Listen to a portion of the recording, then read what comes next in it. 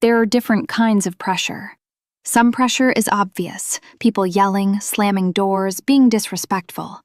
That's easy to deal with. But the pressure I'm talking about is quieter. It's the kind that comes from being in a room where no one says your name directly, but everything in the air is saying, "Who do you think you are?" And I knew this visit was going to be that kind of pressure, because we weren't just visiting family. We were visiting the man who shaped Alex's idea of what a man is supposed to be. Let me lay it out clearly. I'm Sasha. Alex is my husband.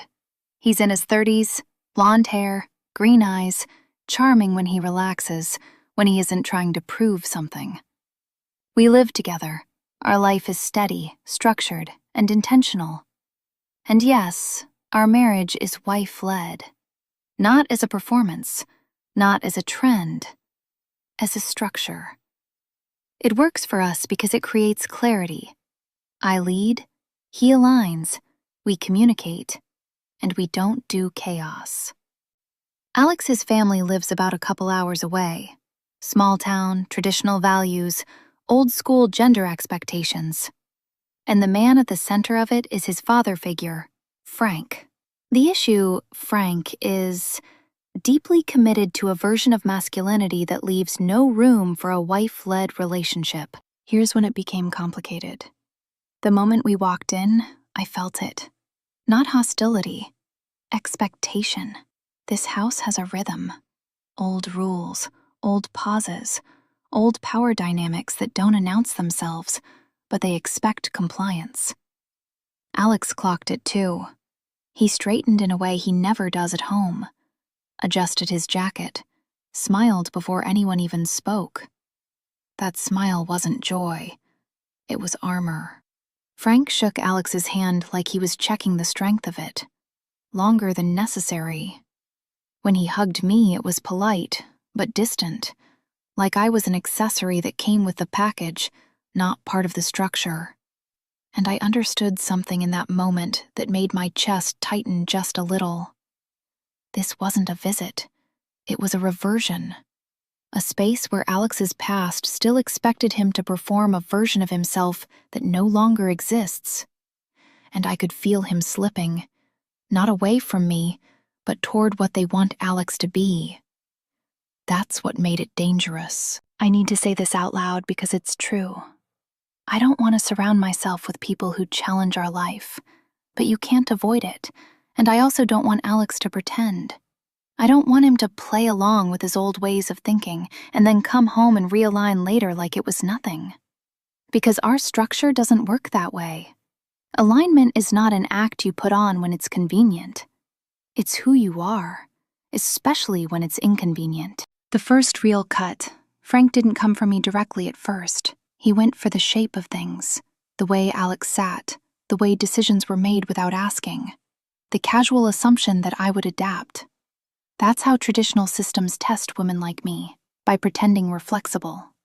When Frank joked about Alex driving, I watched Alex laugh before he checked himself. Too fast. That laugh was muscle memory.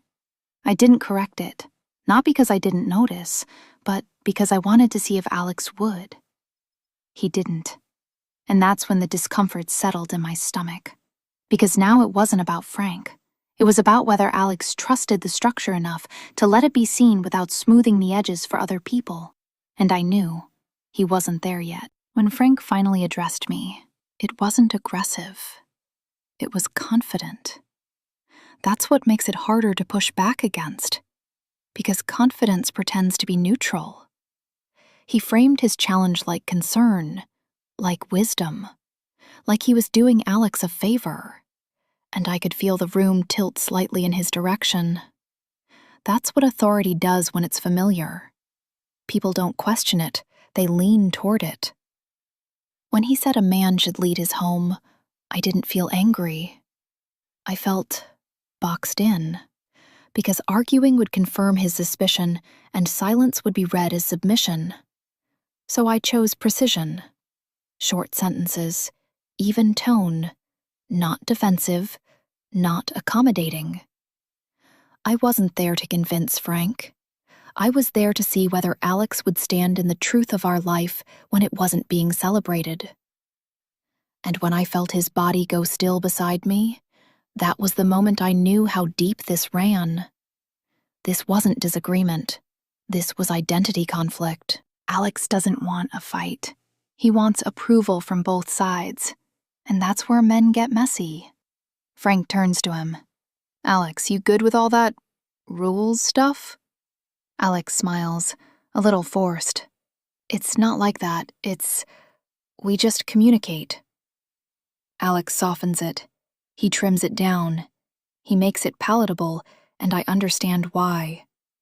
He doesn't want Frank to think he's weak. He doesn't want me to think he's disloyal. So he chooses the middle. But the middle is where the structure breaks. In the kitchen, the air felt tighter. Not tense, focused. I didn't raise my voice. I didn't accuse. I didn't correct him in front of everyone. I'm not interested in humiliating my husband. But I am interested in accuracy. Because correction doesn't work when it sounds like emotion. It works when it sounds like truth. So when Alex stood to refill his drink, I followed him into the kitchen, quietly. When I named what Alex did, you trimmed our structure to make them comfortable. He didn't argue. Rule 4. Alex closes his eyes for half a second, because he knows. Align first. I was trying to keep the peace. Peace doesn't come from pretending. It comes from honesty delivered calmly. Alex swallows. That anxious, uncomfortable feeling again is because he wants to do it right, but he's scared of being judged. What do you want me to do? That question is alignment. You go back in there and you don't perform. You don't argue. You don't explain for 10 minutes. You say one true sentence. Dad, Sasha leads our home. I'm happy. Respect that. Alex's face tightens, because that sentence costs him something. Not his dignity, his old identity. What I saw in his face wasn't defiance, and that's the part people don't talk about. Not fear of me. Fear of stepping fully into a life his family didn't design. And when he said yes, my love, that was submission. When we walked back in, Frank was mid-story. Alex didn't interrupt. He waited. Then calmly, steady voice, he said it. Dad, Sasha leads our home. I'm happy. Respect that. Silence. Not dramatic. Just heavy. Frank didn't interrupt, didn't nod, didn't smile. He just looked at Alex longer than before. Like he was recalculating. Frank looks at him like he's seeing a different man. And Alex holds his gaze. And that's when I realized, that moment, this wasn't over. Not tonight. Not with just one sentence. They wait. They adjust. They test again, later, quieter, more personally. On the drive home, Alex didn't reach for my hand like he usually does.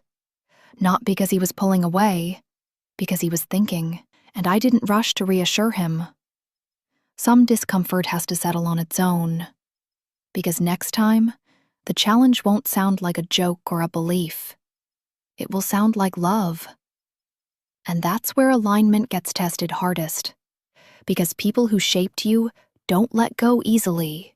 That was the real work. Because a lot of men can obey in private, but alignment in front of the man who shaped you? That's where it gets complicated. I'm not trying to dominate his family. I'm trying to protect my marriage. And I don't want Alex pretending and playing along, because every time he does, he teaches them our structure is optional. It's not. We can minimize conflict. We can be respectful. We can be calm. But we won't be erased. Next time, it won't be a comment at dinner. It'll be a boundary that someone crosses on purpose. And Alex will have to decide.